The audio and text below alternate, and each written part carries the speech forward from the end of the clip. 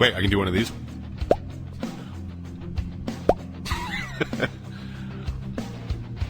I want to know what other show is bringing you high quality entertainment. Hard Rock Lunchbox.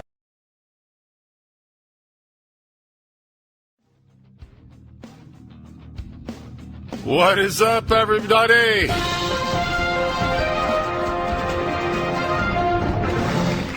That's right. That's right.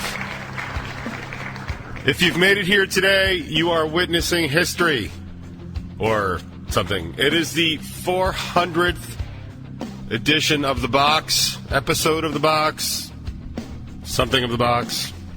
It's something. Thank you. All right, good night, everybody. Man. 400. 400. Jesus. Why anyone would do 400? Why anyone would do 400 of anything is just beyond me. But yet here we are. And for the 400th episode, I have decided to move my microphone. Yes! Thank you. Thank you to me. I have moved my microphone over to the left and above me. So if you're watching this in 2 weeks on the top 20, you will have to tell me what you think.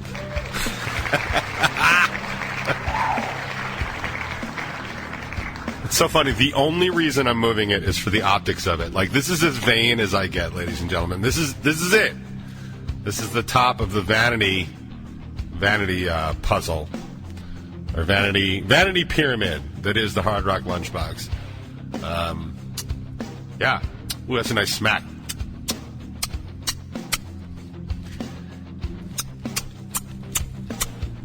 That's quality radio right there. Thank you very much. So, I feel like it's time to tell the origin story of the Hard Rock Lunchbox again, seeing it's the 400th. See, my parents were killed, and they were very rich, and they left me this fortune and this butler. Oh, wait, that's not my origin story.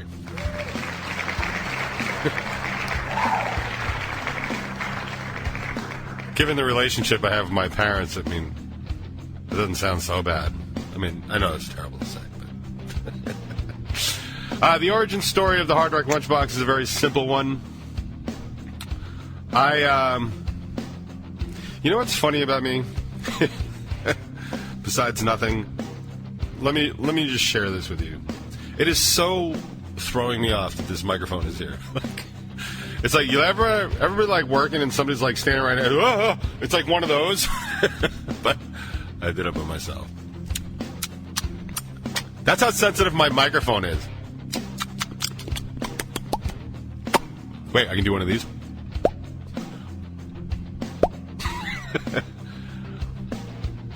I want to know what other show is bringing you high quality entertainment. So anyway, back to the origin story of the box. This is what is, I think, is a funny, peculiar trait about me. I was listening to the Crewicide podcast a couple weeks ago, the one that Annie Stoic co-hosts with Beef, and it's basically a lot of roadie stories. I've been recommending it because I really like it. It's behind the scenes roadie stuff, and I was a huge fan of that show, Roadies. And I've always dug the behind-the-scenes aspect of anything. It's one of the main reasons I have this show, right? This whole show started as a sort of behind-the-scenes sort of look into what it's like to be in a band and stuff. But they were talking... I don't even remember who they were talking to, but he was just constantly failing up, right? And there are definitely people that do that. But he was working at... I think he said SIR, and they walked in one day. They're like, yo, man, can you set up drums? He's like, yeah, man, I work at SIR. Of course I can set up drums. And then they're like, yeah, man, do you want to go on the road with Joan Jett for 4 months? And it was basically okay. And then he just like learned how to do everything else and like just kind of been in the right place at the right time, and other people drag him along. Man, I am digging the fat under my arm. Look, I got a swivel, man. I'm so old and fat. Sorry, that was my inner voice. Sorry that came out. By the way, in case you're wondering, let's bring you real quick the Allergy Report.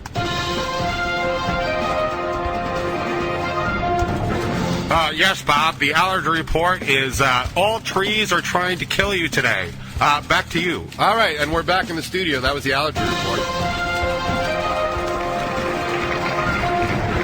I have spent my life taking care of trees, and I swear to God they're trying to kill me right now. But anyway, sorry. Where was I? Probably nowhere. Something. Oh, so a lot of advances, or not advances, that's the wrong word. A lot of new directions in my life and career have been driven basically by other people. Sorry, I'm not picking my ear, I'm scratching it. I could pick it if you want, but I'm going to save that for my Patreon. Yeah. A lot of things in my career have been driven by other people not willing to take no for an answer. And it's just shy of bullying, really, if you want to break it down. It's somewhere between pestering and bullying. And I am so grateful for the people that do that, because I was just saying this morning, like, I'm so like I was saying to Mikey this morning, like, it's the 400th Lunchbox. I'm like, and I really wanted to do something special. And he's like, well, what do you want to do? And I was like, well, I want to do something special. And the reality is, I ran out of time. I ran out of time. I'm working a lot. There's a lot going on, with soccer and stuff, like a lot of bullshit going on with soccer. But and the band is doing a lot of stuff. I'm trying to finally get my hands or my head around this new song that I worked on. We've been rewriting As You Run, which actually I felt so good about after the last practice. I was going to play it for you today, but the reality is it's just a room recording, and of course Tony wasn't there because Tony's been working nights for the past couple of weeks. So it's like a real crap recording, but I was so excited about it. I was like, let's play it anyway. It's like the one rule about, like, don't ever play songs that don't sound... Anyway. But I've been happy about that, and we've been... Whoa, I almost totally gave away the cover we were working on, but I was working on that, and that one's almost done, and just a bunch of stuff. And I simply ran out of time. And more than that, like, I run out of kind of creative time. Like, there are definitely times when you can be creative, and you're just sitting, you're driving down the highway, it's like, oh, man, I'll do that. You know, like, it comes to you, but sometimes you really need to put yourself in a space where it's quiet and conducive to thought. I mean, like, you don't have to go to, like, a monastery or anything, but, like, you do have to, like, not be worrying, like, did I leave the oven on? Because that's not super creative when it comes to content for the box. And I was thinking, like, maybe I could have people call in and be like, what about the time you were on the box? I was even going to try and, like, reach out to, like, Howie from Machine Elves and see if he would do, like, a news report. Because Howie used to do a news report, like, every single week. That's literally why I have this sound effect. And this one. Right? That's like the newsroom, like, good morning, Mr. and Mrs. America, and all ships at sea, like that. And then I had this one forever. I was going to reach out to Andy and see if he wanted to do, learning with Andy. I mean, that was like the second longest running segment that we had on here. Plus, I had a bunch of other stuff. I was going to see about that, and I was going to, like, get bands to call in. Not necessarily be like, what does the Hard Rock Lunchbox mean to you? Because the answer is, like, no, absolutely nothing. Is DJ still doing that show? Like, wow, what a waste of perfectly good air. But... Anyway, so what was I saying? Oh, so I didn't have any time to do anything creative, but I was thinking, oh yeah, I'm just going to do a drum solo really quick.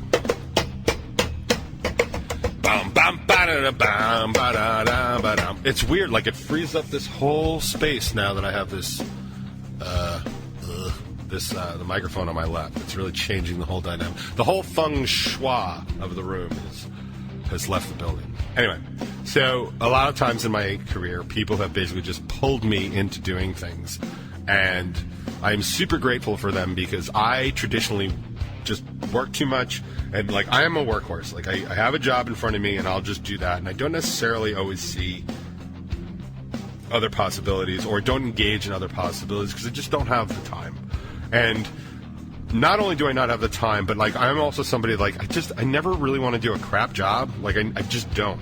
It's actually one of the reasons. It's actually the reason I don't do more projects with Mikey and Jimmy, because they dedicate real time to doing some of these things, and I just know that I can't dedicate as much time. And the funny part with them is they're like, anytime you can give, like, is always good, and that's true. And I always feel welcome, and I always feel like my ideas are appreciated. And anytime I can step in, like, we always have a good time. But like the reality is, like, I don't have time to do like they're doing their Bacon Is My podcast, which, by the way, this week's episode I really liked with the band Falling Through April. I thought it was really good. They definitely had some technical issues, and it's hard interviewing with people like across, like when there's multiple people. Like, it's one of the things I don't like about Zoom. But we'll talk about that. But I really recommend it, and I recommend it because they are a super relatable band, not all that much off of bands like you already know. Like,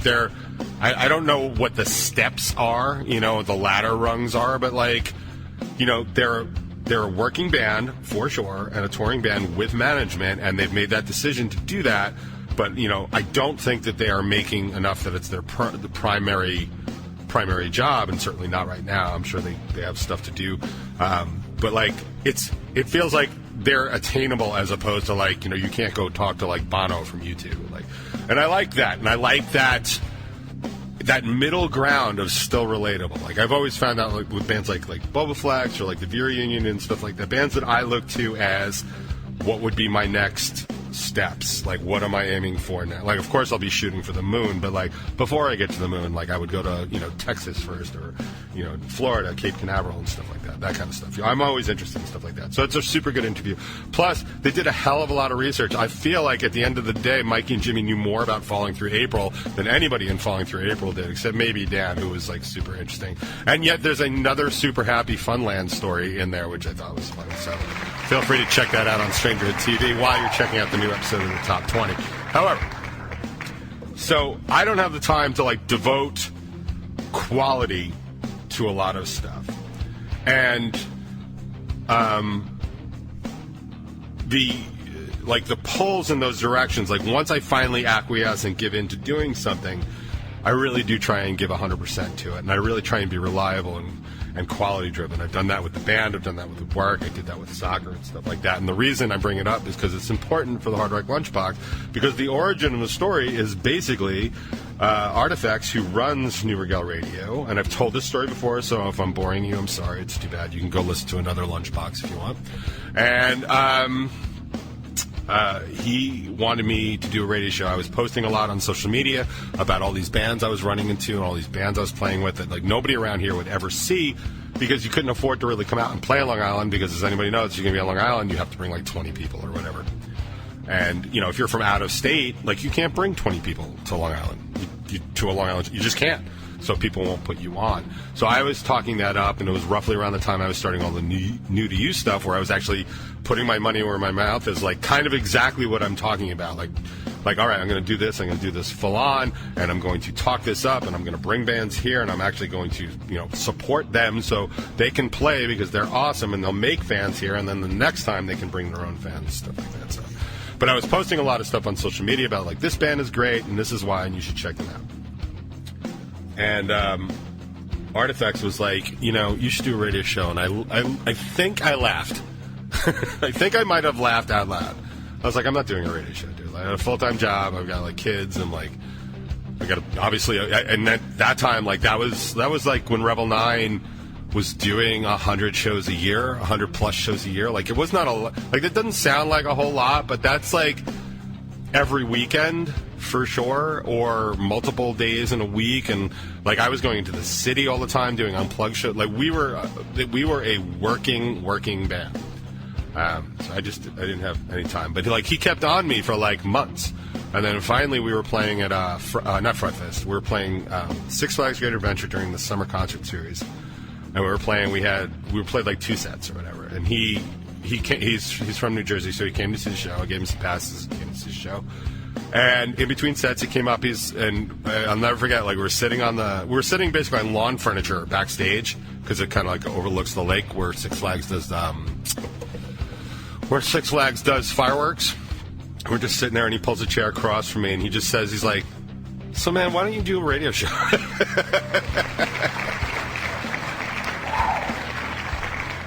And I was like, man, all right, tell me everything. And he was like, we'll give you software. You know, you can do it from home. And just give me like 3 hours. So give me like 3 hours a week and like just do a radio show. And I was like, well, okay. I'm not going to do 3 hours. I'll give you 2 hours.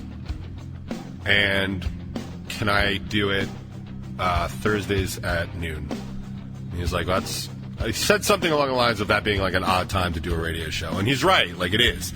But it's the way I work and the way scheduling works for me. It's like that's a time when I'm almost always available. Well, not available, but I'm always consistently somewhere. And it's usually in my office. So it's just super easy to just bounce around and do that. And so he was like, yeah, man, absolutely. I think if I had said I want to do it from the moon and I want to do exactly 122 minutes and I'm only playing bands to begin with, I think at that point he would have said yes anyway because he just wanted me to do it. And so I did it. And on August 1st, I think, of 2013, I did my first Hard Rock Lunchbox, and I have been doing it ever since. Roughly 400 times. And what I mean about when I dedicate myself to doing a project, like I do this project wholeheartedly. I do it because it's fun for me. I do it because every now and then it's important, especially to the people that listen. Like, I think Mikey had messaged me after last week. He was like, that was a good show. I don't remember if it was last week or the week before. And I was like, yeah, man, I feel like people laughed a lot. And, like, the rest of the day or the week just wasn't there for a couple of hours. And I truly think that the oasis of this show, not only for me, but for other people that listen, is just such a nice thing. It's one of the things that always makes me like really happy that I still coach the soccer team, because like for that amount of time, like nothing else really matters. Like my band doesn't matter what's going on there. Like I'm busy, you know, training these kids to play soccer. And a lot of times, like even though the show is a lot about like what's going on in my world and stuff, that's just for content, you know, that's just, you know, I find that a lot of things that I go through are not just stuff that I go through. And so like we can talk about that as a group. And it's, you know, a version of therapy for me. It's a version of therapy for other people, especially when I get messages after the show. It's like, oh, my God, that just happened to me, or that was a thing in my band and stuff like that. Like, yeah, man, there's a lot of that. And I'm not pulling, you know, the curtain back at Oz or anything like that, but I am saying stuff that, like, happens. Do you know what I mean? Like, this like, when I was talking, the top 20 this week, I'm talking about, like, opinions and how I fight with my band and stuff and how, like, kind of borderline childish it gets, like whenever I just disagree with something. Like it doesn't mean like anything's worthless, I just disagree. Like and like having those conversations, like I heard from several other bands being like, yeah, this is like every day in my band. And it's like, yeah, man, of course it is. Like my band isn't special, we're just a rock band from Long Island having rock band problems from Long Island problems, and you know, adults that, you know, are trying to work together, that are passionate about their ideas, and you know, social structure in there, and then the corporate hierarchy of stuff in there. Like, these are not, you know, we're not splitting the atom, like, at all. Believe me, there's nobody in my band, you know, qualified to split an atom. Certainly not on purpose. I mean, like... But it was funny, because I was thinking this morning, as I sent that message about... having wanted to do something special about the box and about the 400th episode, and I realized that like maybe that is what's special about the box. Maybe it's the simple fact that there's literally nothing special about it, and it's just something that we do, and we enjoy it, and we enjoy it for now, and it's easy and it's comfortable, and we just get to hang out for a little bit. Like, who knows? Maybe once everything fully opens, everybody disappears again. I talk about a lot, like, how I've had, like, listenership kind of shift over the years. Like, there are people who used to listen to the show on a regular basis, don't even speak to me anymore. Like, I don't even know why. I mean, I know why for a couple of them, but I don't know why for all of them. And that's you know, it's just funny. Like, I have no idea why Howie stopped doing the news. I have less of an idea why Andy stopped doing the Learning Report. Like, I'm guessing it's because they had nothing to promote, so there's no real reason to do it. But, like, you know, I don't know. Like, there was never a conversation. Like, I didn't fire Andy, you know what I mean? Like, it wasn't like, yo, Sexton, your report was late again. Like, I don't care. Like, to me, Andy trying to do the learning report while he was waiting for the train was some of the greatest radio I've ever heard in my entire life. I also learned a lot from that. I would learn stuff from that segment on the regular. Like, seriously, like, I mean, Andy's obsession with, like, was it frogs? Definitely North Korea, but I think it was frogs. Always constantly coming in. And then, of course, like, you know, Andy's single greatest. Let me see if I can. Wait, hold on. Hold on. I might dive in. I might have this. Hang on. No, there's G's Bumper. G's Bumper is also good. So we've had some. I'm going to play G's Bumper real quick because it just makes me laugh. Where is it? G's Bumper. Ah, there it is. Here it is. I like this one. Hi guys, this is Giovanna Altuve from Tales of a Songbird, and you are listening to the Hard Rock Lunchbox on 99WRR.com. Yeah, nailed it. All right, kid. Where the hell is Andy? Is this Andy's? I'm looking for Andy's, the greatest of all time things. No, I can't find it. God damn it. Wait, this might be it. Hang on one second. Let's just see. Hold on. This is Andy Sexton and Christian Vasquez. We're doing in-depth reporting at Bowie Ritual 7. Nope, that wasn't it. Where? Never mind. But hopefully you guys, maybe I'll find it later. I'll find it while we're doing music. That's so unsatisfying. That was one of the greatest. Anyway, I'll find it. So I didn't fire. I didn't. Yeah, and hangovers suck. It's absolutely the greatest learning report in the history of Andy. But I will find it. And now I'm obsessing on it. Unfortunately, that sucks. All right. So my point is that thank you for being here. Thank you for everybody that's ever been here over the past 400. I was going to say years because that's what it feels like. 400 lunchboxes. And thank you for whoever's going to be here for the next 400. I can't honestly say that that's going to be a thing, but, like, I don't know, man. I still like doing this show. I like doing this show when I'm sad, when I'm mad, when I'm happy and glad. I like doing this show on a box. I like doing this show with a fox. But will you eat green eggs and ham? I do not like them, Sam I am. Yeah, I have 3 kids. I got that memorized as F. Anyway, I pulled some fun stuff that we can talk about. I do have a couple things I want to talk about that have come up in the world and in my world and stuff like that. And man, this is really bothering me that I cannot find this clip. I really want that. Requests, no. Spot, no. Clips, no. Catastrophe 21, no.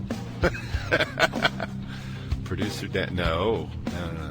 Producer Dan is still mad at me, so. Although, he does have, wait. Producer Dan has a good one. Oh, man, no, that's not the good one. Sorry, I know this is terribly exciting to listen to on radio while I'm trying to figure out how to run my show, but, like, I mean, you guys are the ones that tuned in, so, like, whose fault is it actually? Anyway, I'll see what I can do about clip. Is this it? No, I'm going to stop because all I'm doing is just looking for a file. I'm going to figure this out, and then I'll play you some stuff, and maybe we'll have some vintage. There's no maybe. We'll definitely have some vintage stuff for you, reflecting back on the past 400 Hard Rock Lunchboxes. Feel free to join us in the chat well, you can join us in the chat at 99WRR if you want, but we won't be there because we'll be over at 99 NRR. Yeah, no, I was just looking for the prices. Is not happy. I just it's here somewhere. But see, now I'm getting stuck. No, that's promo. I feel like I just read that. That's Andy. Okay, October. No, beds. Is it in beds? Nope. is not in beds, because that's the music you're listening to now. Jersey Shore Fest. I have files from Jackknife Stiletto that I cannot play because they are non-Annie recordings. I've been yelled at for that several times. Producer Dan, Radiothon segments. Oh, wait a minute. Wait a minute, everybody. I have hit pay dirt. This comes up again. This comes up again. It is in the segments folder, by the way. And here we go. The absolutely greatest learning report ever with Andy on the box. Welcome to this week's Learning with Andy from Off the Turnpike. This is it's New Year's morning edition. So, item. Drinking gives you hangovers, and hangovers suck. That's all for this week. Next week I won't have a hangover.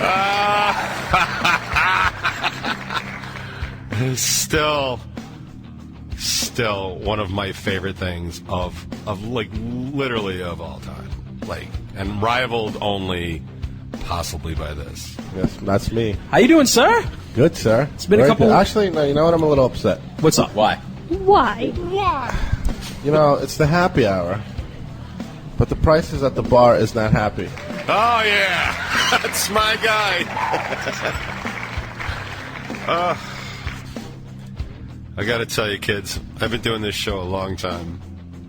I don't think I will ever get tired of that clip. That right there might be a reason to do another 400 boxes. What do you say, everybody? Come on. All right, I'm going to play some music because we're, 7 hours in already to a 2-hour show. But back in the day, in August of 2013, on that fateful day, I started the very first Lunchbox with the most quality opening song you can imagine at the time. Might even still be the greatest opening song. I'll leave that for you to decide, but this is how it all started back then. That's how it's going to start right now. That's what's up on the box.